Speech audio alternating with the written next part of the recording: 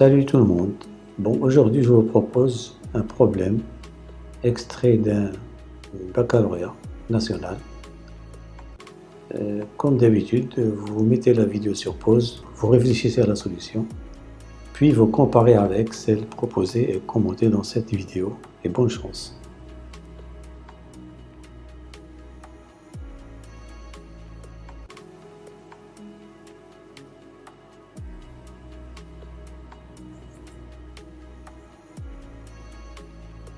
Pour la solution de la première partie, il s'agit d'étudier les variations de la fonction g pour en déduire le signe. Alors, pour cela, pour la première question, bien sûr, on prépare à la factorisation. 2x carré moins x moins 1, il est clair que c'est en développant ceci, donc on trouve 2x carré moins x moins 1. C'est pas difficile à vérifier. Calculons g' de x pour tout x positif. Il est clair que pour tout x positif, nous avons g' de x égale à x carré prime, ça fait 2x, moins 1, moins ln' de x, c'est 1 sur x. Donc on réduit au même dénominateur, on trouve 2x carré moins x moins 1. C'est pourquoi on nous a donné cette factorisation pour nous faciliter la tâche. Donc finalement, qu'est-ce qu'on a? Pour tout x positif, nous avons g' de x.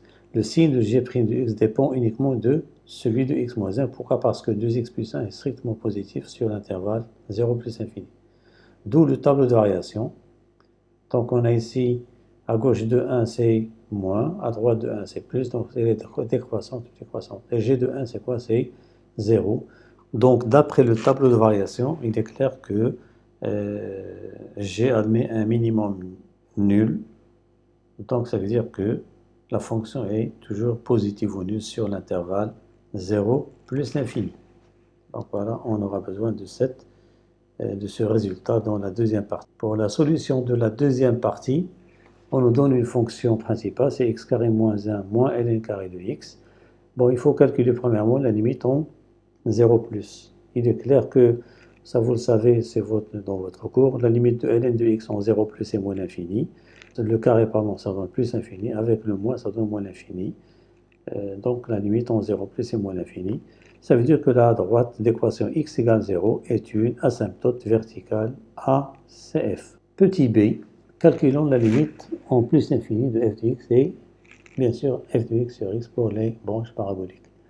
Il est clair que nous avons une forme indéterminée parce que nous avons plus infini moins l'infini, c'est une forme indéterminée. Dans ce cas, si vous avez un polynôme en x et en ln de x, quand vous voulez par exemple calculer la limite en plus infini, vous factorisez par le plus haut degré de x, la puissance la plus grande de x. Voilà, donc j'ai factorisé par x carré, et on divise tout par x carré bien sûr, on aura 1 moins 1 sur x carré, moins ln de x sur x tout au carré. Or, il se trouve que ça c'est une limite remarquable, donc son carré, donc la limite c'est nul, la limite de son carré est nulle, la limite de 1 sur x carré égale 0, donc finalement il nous reste la limite de x carré fois 1, ça fait plus l'infini, donc c'est plus l'infini.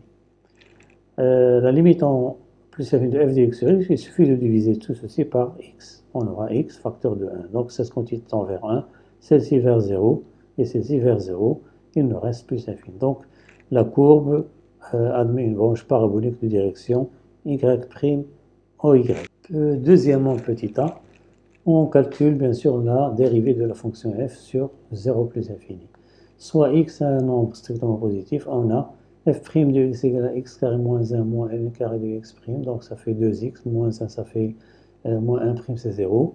Moins ici, on utilise la formule u carré prime égale 2u' fois u. Donc c'est ce que j'utilise ici. Donc, or, ln' de x c'est 1 sur x, donc il nous reste 2 sur x. Et on réduit le même dénominateur, comment on trouve?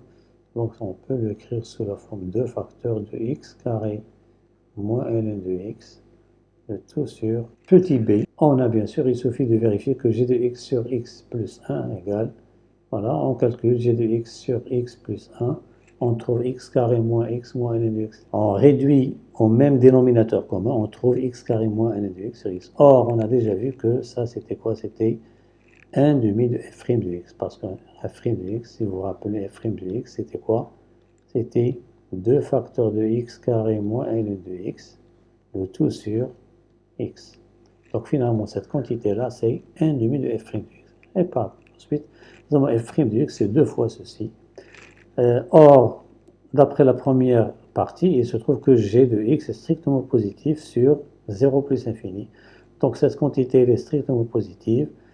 1 est strictement positif, donc 2, donc f' de x est strictement positif sur, donc f' de x, la fonction dérivée f' est strictement positive sur 0 plus infini. Ça veut dire que la fonction est strictement croissante sur 0 plus l'infini. Troisièmement, montrons que la droite d'équation égale à 2x moins 2 est une tangente à CF au point d'abscisse 1 d'ordonnée 0. Bien sûr, il faut calculer f' de 1. f' de 1, c'est quoi? C'est 2 fois g de 1. Je remplace bien sûr x par 1 dans l'expression de f' de x. Et on trouve 2 fois, or g de 1 c'est 0, plus 1 ça fait 2. Et f de 1 égale 0, donc on trouve finalement l'équation demandée, c'est 2x, y égale 2x moins 2. Bon, qu'est-ce qu'on avait? On avait une asymptote verticale d'équation x égale 0, c'est ça. Nous avons une fonction strictement croissante de moins l'infini jusqu'à plus infini. Elle passait par, on avait f de 1 égale 0. Nous avons une tangente de la forme 2x moins. Donc, comment on trace les tangentes? Ça, je l'ai déjà mentionné dans une vidéo sur les fonctions dérivées. On se déplace d'une unité, ici. Je vous la rappelle ici. On a ici f' de 1 égale 2. Donc, je me place sur le point où je veux, par exemple, tracer la tangente. Je me déplace d'une unité et je monte de 2 unités. Et je joins ce point à ce point-là, on trouve cette tangente-là. Or, on nous dit que le seul point d'inflexion, c'est le point A. Donc, ça veut dire quoi? Que la courbe traverse, donc elle est croissante, elle vient de moins l'infini de 0, elle est sous la tangente parce que nous avons aussi un point d'inflexion, et puis elle devient au-dessus de la tangente. On dit que la courbe traverse la tangente. Ça, c'est un point d'inflexion. La courbe, elle est concave ici, elle devient convexe ici. Ça, c'est le tracé de la courbe de la fonction dans un repère orthonormé. Quatrièmement, soit h, la fonction définie par h de x égale x facteur de ln de x moins 1 pour x positif. On a h' de x, bien sûr, il suffit de calculer, c'est x', ça fait 1, ça c'est x', c'est 1. J'applique la formule u fois v' égale u'v plus uv'. Donc x fois ln de prime de x c'est 1 sur x moins 1 prime c'est 0, donc ça fait, il nous reste ln de x. Ça veut dire quoi? Que cette fonction h est une primitive de ln de x. Donc l'intégrale de 1 à e de ln de x dx, c'est quoi? C'est par définition, c'est la primitive de ln de x entre 1 et e. Donc h de e moins h de 1. Or h de e c'est quoi? C'est ln de e, c'est 1 moins 1, ça fait 0. Moins h de 1. H de 1 c'est quoi? H de 1 c'est 1 fois 0 moins 1. Donc c'est moins 1, ça fait 1. Montrons que l'intégrale de 1 à e ln carré de x dx égale e moins 1. Donc il faudra utiliser la question précédente. Qu'est-ce qu'on a? Donc on va procéder par partie. On pose u' de x égale à ln de x. Je dissocie ln de x fois ln de x. Donc je prends u' de x égale à ln de x. Donc une primitive, c'est h de x. Et v de x égale à ln de x. Donc v' de x, c'est 1 sur x. Et j'applique la formule de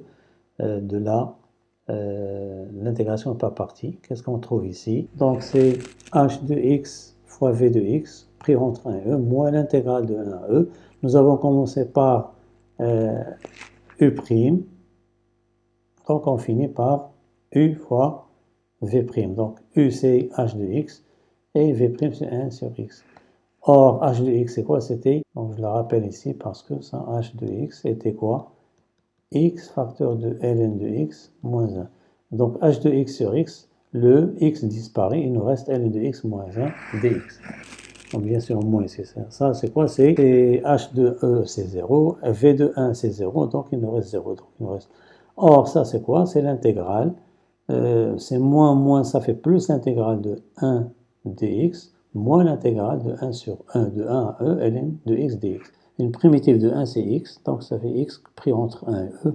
Or, on a déjà vu que l'intégrale de 1 sur e, ln de x dx, c'était 1.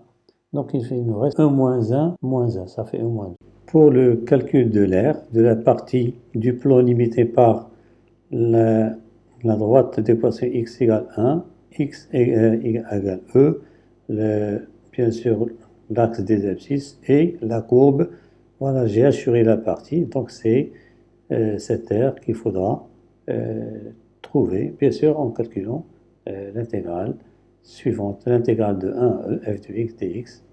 Donc c'est quoi? C'est l'intégrale de 1 à e, x carré moins 1, moins ln carré de x dx. L'intégrale est une forme linéaire, donc je peux faire entrer l'intégrale. Or, une primitive de x carré, c'est x3 sur 3. Une primitive de moins 1, ça fait moins x, donc pris entre 1 et e. Et nous avons déjà vu que l'intégrale de 1 à e ln carré de x dx était e moins 2. Donc, il faut bien calculer ici. Donc, ça fait e à la puissance 3 sur 3 moins e, moins, ici, 1 tiers moins moins 1, ça fait plus 1, moins e plus 2. Et on calcule un petit peu, e puissance 3 sur 3, ça fait moins 2e plus 2 tiers plus 3. Je pouvais bien faire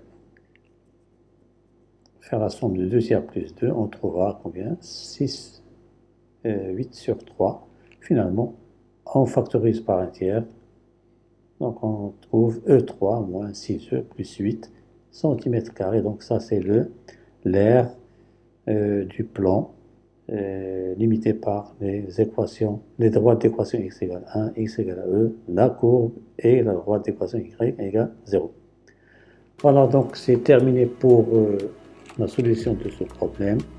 J'espère vous retrouver pour un nouveau problème. Merci pour votre attention. Bon, si vous avez des suggestions, des exercices ou bien des questions à éclaircir, n'hésitez pas à me les mentionner dans les commentaires et à bientôt.